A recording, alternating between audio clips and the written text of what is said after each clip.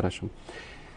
در مورد اینکه در ابرها، در دریاها، در جسم بعضی از انسانها، در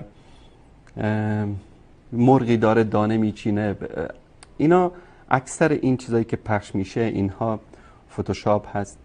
دشمنان دین به خاطر بدنام کردن دین، به خاطر بدنام کردن اسلام میان این چیزها رو درست میکنن و متاسفانه بعضی از مسلمان ها ندانسته اینها رو پخش میکنن که بله این معجزه اسلام هست. خواهر گرامی و همه بینندگانی که این چیزها رو میبینید در صفحات فیسبوک، در یوتیوب، در صفحات اجتماعی، اینها دروغ است. اینا میسازن این چیزها رو، بعد از مدتی معلوم میشه که نه اینها دروغ بوده و سعی میکنن که ایمان مسلمان ها رو سست بکنن.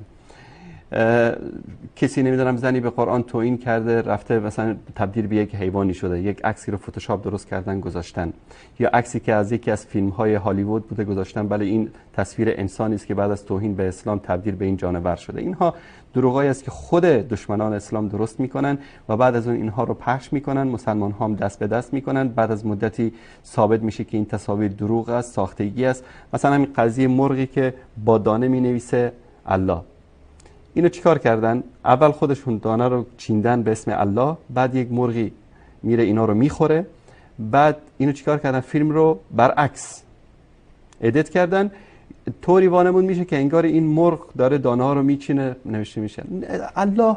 و اسلام نیاز نداره که ما این چیزای ساختگی رو پخش بکنیم بگیم که والا این معجزات اسلام است. اسلام دین آسمانی است. اسلام بزرگترین معجزه‌ای که داره قرآن کریم است. بعد از قرآن ما نیاز به معجزه دیگری نداریم تا قیامت.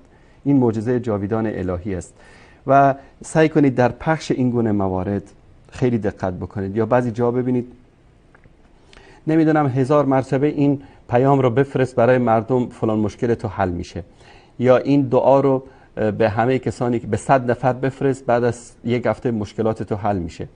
اینا همش یک برنامه منظم برای سست کردن ایمان مسلمان هاست. مثلا شما میایید همین مطلب رو که هیچ اصلی نداره میفرستید برای 100 نفر، بعد از یک هفته هیچ مشکلی از شما حل نمیشه، یا همون مشکلی رو که نیت کرده بودید حل نمیشه. بعد در دلتون شک ایجاد میشه من این کارو کردم چرا این مشکل حل نشد. دقیقاً هدف دشمنا همین است که شما این کارو بکنید، بعد اتفاقی رخ نده، بعد ایمان شما نسبت به الله سبحانه و تعالی، نسبت به دین سست بشه. دوستان در این مورد خیلی دقت کنید.